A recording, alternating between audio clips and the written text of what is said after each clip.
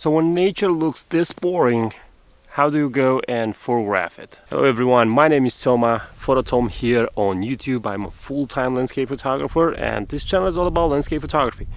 If you want to support me, you can do that by buying my landscape photography ebook, and the details are in the description of this video. First thing that I'm going to photograph are going to be details of trees.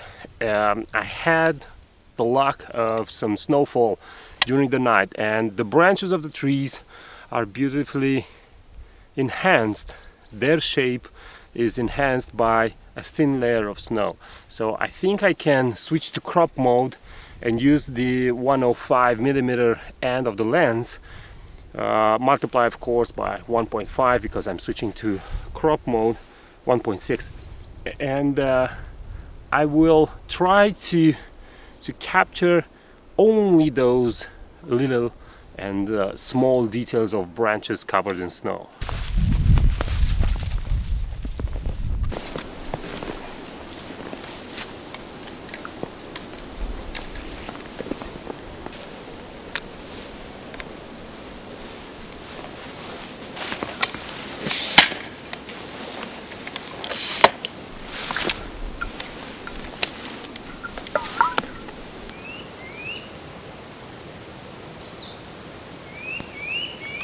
For this first shot over here, it's a type of framing that I learned from painters. So from watching paintings, I think you can learn a lot more about landscape photography than you do from actually watching landscape photography.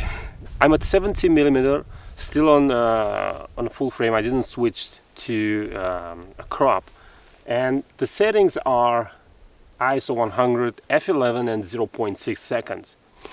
Now, the thing that I like in a situation like this is the trunk of the tree, and then I have a branch that extends outward. And I don't know, but it tells a really beautiful story.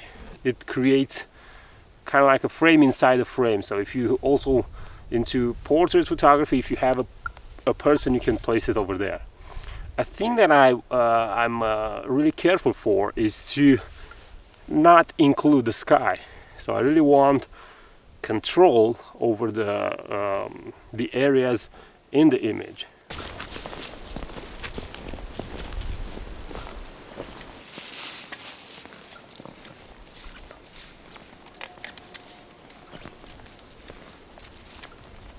Over here I found this fallen tree and covered by snow.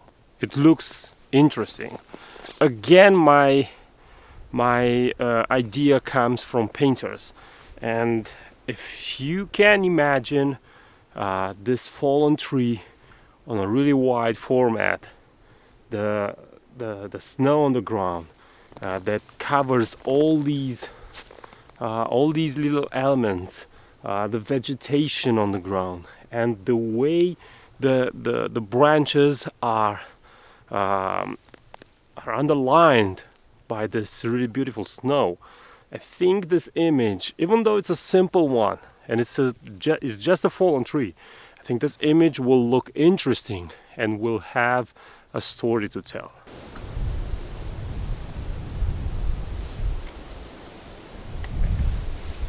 I did a first framing with the tree from down there, but now I'm trying to capture it in the direction of which it has fallen. So I'm hoping to get a completely different shot. As you can see, I'm experimenting with different positions from where to photograph.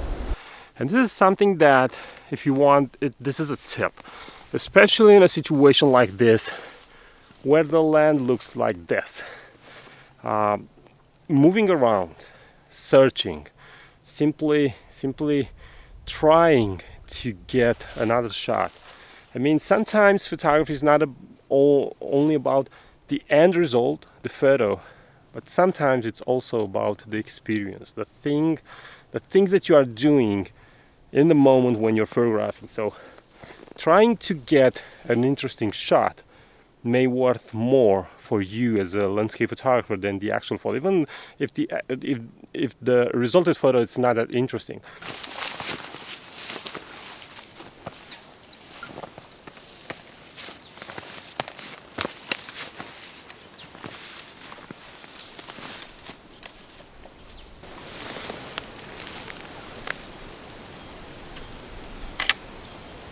What I did here is to create a tree from two trees. Now, I liked the trunk of the first tree and the fact that it was slightly covered in snow, and then I liked the brown reddish leaves from the tree behind it. And I'm positioning myself so I'm getting the trunk from the first tree and then the leaves from the second tree behind it. And using an f11 aperture and a focal length of 105 millimeters, I'm compressing the fields and I'm giving you the impression that I'm having one tree even though there are two trees over there.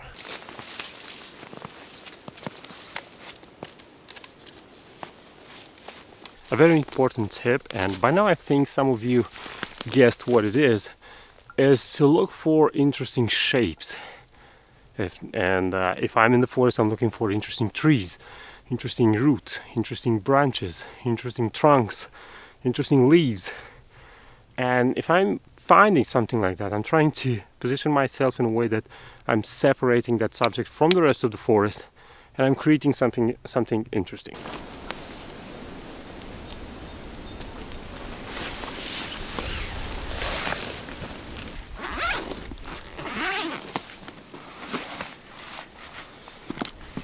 For this shot, I decided to change lenses. I switched to my 50mm.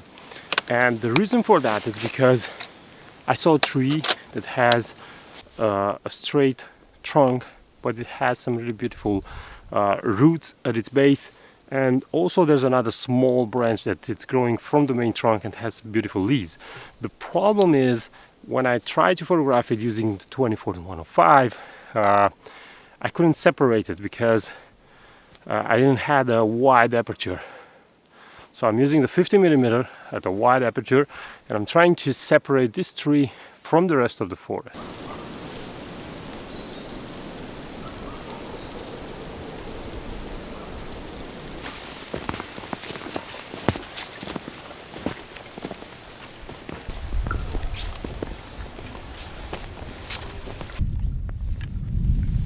I found this birch tree, this white trunk tree, and it looks so amazing and so interesting. I have to photograph it. It's positioned perfectly. The plane is really wide. I have a little bit of grass through the snow. It's gonna look fantastic.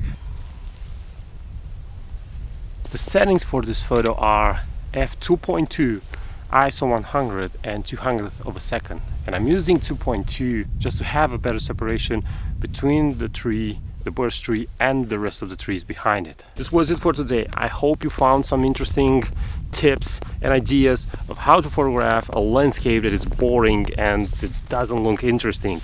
So if you want to support me, again, you can buy my landscape photography ebook. The link is in the description of this video. And until next time, keep on photographing because it's the only way that you can get better. Bye bye.